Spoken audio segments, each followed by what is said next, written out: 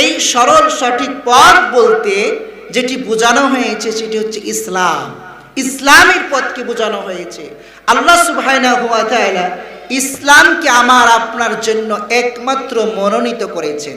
3 নম্বর সূরা আলে ইমরানের 19 নম্বর আয়াতে কারিমার মধ্যে আল্লাহ তাআলা বলছেন, ইন্না দীনা ইনদাল্লাহিল ইসলাম, নিশ্চয় আল্লাহ তাআলার কাছে মনোনীত জীবন ব্যবস্থা যেটি সেটি হচ্ছে ইসলাম। আল্লাহ রাব্বুল আলামিন বলেন, ওয়া মান ইয়াবতাগি গায়রাল ইসলামি দীনান ফালান ইউকবালা মিন ওয়া হুয়া ফিল আখিরাতি মিনাল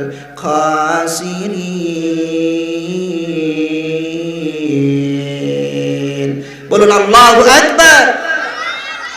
আল্লাহ রাব্বুল আলামিন বলছেন, ওমান ইয়াবতাগি গায়রাল ইসলামি দীনান, ইসলাম বাদ দিয়ে অন্য কোন তোমরা জীবন ব্যবস্থা তালাশ করছো নাকি?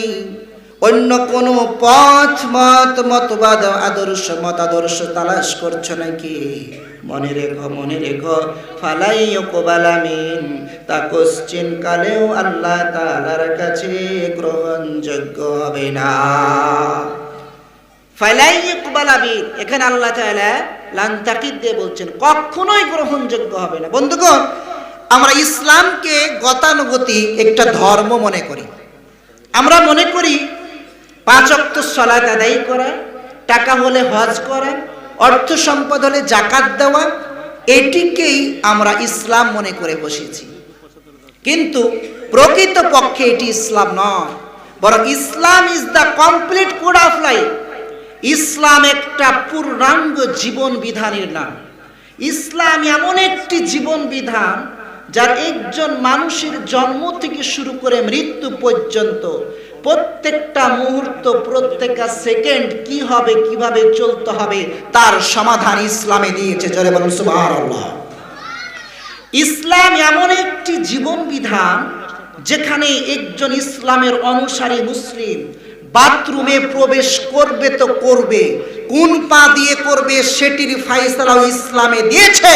সুতরাং ইসলামকে শুধু ধর্মীয় হিসাবে মেনে চললেই হবে না।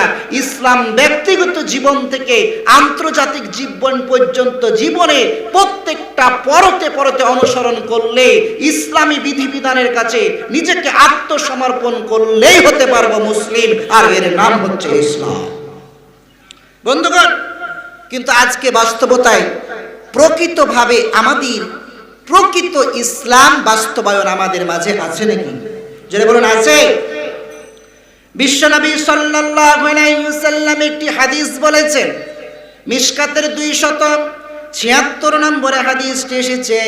বিশ্বনবী বলছেন, ইউশিকু আইয়াতি আলান নাসি জামানুন, অতীতে অচিরে এমন একটি সময় আসবে যেই সময় লা ইয়াবকা মিনাল ইসলামি ইল্লা ইসমুহু, ইসলামের নাম ব্যতি রেখে ইসলাম বলতে কিছু থাকবে না।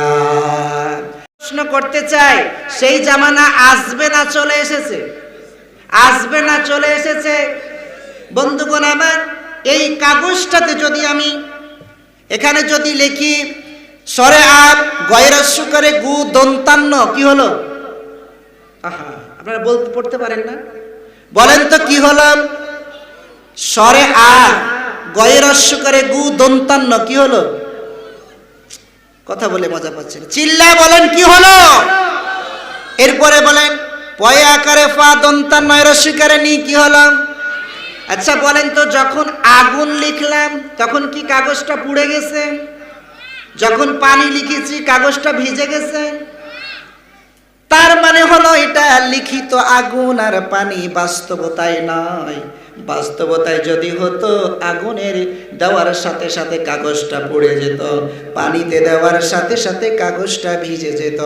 বন্ধুগণ আমার, আজকে ইসলাম আমাদের মাঝে এসেছে। ইসলাম হচ্ছে মানবতার শান্তির জন্য, কিন্তু ইসলাম শুধু নামে আছে, লিখিতই আছে, কোরআনের মাঝে আছে। ইসলাম আমার ব্যক্তিতে নাই, ইসলাম আমার পরিবারে নাই, ইসলাম আমার সমাজে নাই, ইসলাম আমার রাষ্ট্রে নাই, ইসলাম আমার আন্তর্জাতিক আধ্যাত্মিক মহলে নাই, যার কারণে ইসলামের যেটা শান্তি পাওয়ার কথা সেটা থেকে আমরা বঞ্চিত। কথা বলেন ঠিক কিনা? একজন বানর খেলা দেখায় না, অনেক সময় মানুষ আসে না, উদাহরণ কোরআন হাদিস না, বানর খেলা দেখায় এমন একজন ব্যক্তি, এমন একজন লোক বানর খেলা দেখাতে এসেছে। একটা বিশাল গ্রাম খেলা দেখিয়েছে, আর এক গ্রামে যাবে, মধ্যখানে বিশাল একটা মাঠ, আর চৈত্র বৈশাখ মাসের খরা। এখন জমিন এত উত্তপ্ত হয়ে আছে, বানর হেঁটে যেতে পারছে না। এই বানর ওয়ালা করলেন কি, বানরটিকে এক কাঁধে নিলেন, আরেকটা তার কাছে ব্যাগ ছিল, সেই ব্যাগটা আর এক কাঁধে নিয়ে বিশাল মাঠ পাড়ি দিলেন। পাড়ি দেওয়ার পরে মাঠের ওই প্রান্তে গিয়ে দেখছেন বিশাল একটা বট গাছ। চিন্তা করলেন, অনেক তো পরিশ্রম হয়েছে, অনেক দূর হেঁটে এসেছি, একটু বিশ্রাম নিয়ে নেই। বানরওয়ালা তার এক কাঁধে যে ব্যাগটি ছিল, সে ব্যাগটিকে বালিশ বানিয়ে সে একটু শুয়ে পড়লেন, ঘুম চলে আসছে। বানরটা তার পাশে বসে আছে, কিন্তু শান্তির ঘুম ঘুমোতে দিচ্ছে না। মাছি এসেছে, খালি নাকের উপরে এসে বারবার এসে নাকের উপরে বসছে। এখন বানর চিন্তা করছে, আহারে আমার মালিক কত কষ্ট করে আমাকে এত পথ পাড়ি দিয়ে নিয়ে আসলো, এখন শান্তির ঘুমটা ঘুমোতে দিচ্ছে না, এই মাছিতে কি করা যায়? মাছিকে বারবার তাড়াচ্ছে, কিন্তু মাছি তো কথা শোনে না।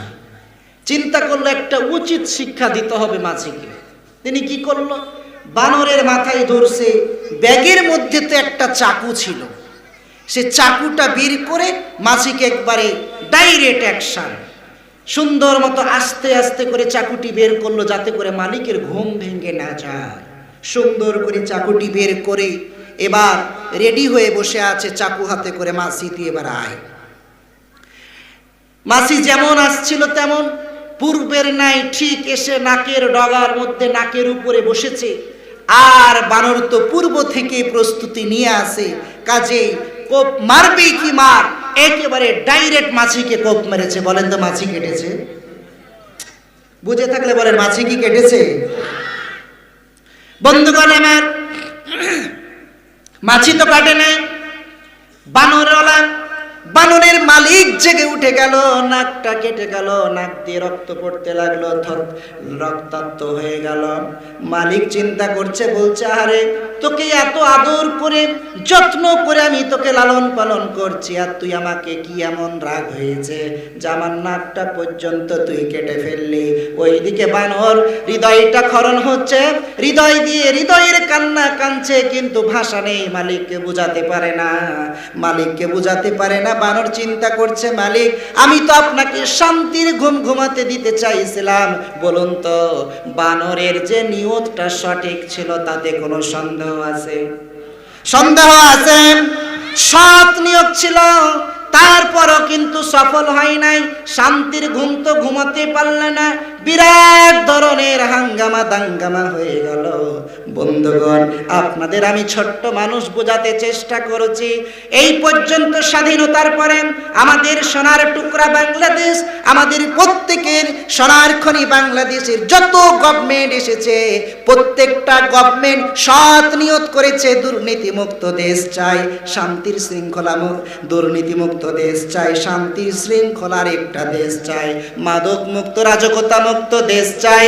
আজকের গভর্নমেন্টও সেটাই চাচ্ছে, আমরা বক্তৃতা পাই, কথা বলেন ঠিক কিনা? কিন্তু স্বাধীনতার পর থেকে এই পর্যন্ত কি বাংলাদেশে দুর্নীতি কেউ কি ঠেকাতে পেরেছে? দুর্নীতি ঠেকানোর জন্য দুদক তৈরি করা হয়েছে, দুর্নীতি ঠেকাতে পেরেছে? পারে নাই। কারণ হলো বন্ধুগণ আমার, ভালো মতো বুঝে নেন, সৎ নিয়ত প্রত্যেকের আছে বানরের মতো, কিন্তু পদ্ধতিটা সঠিক নয়।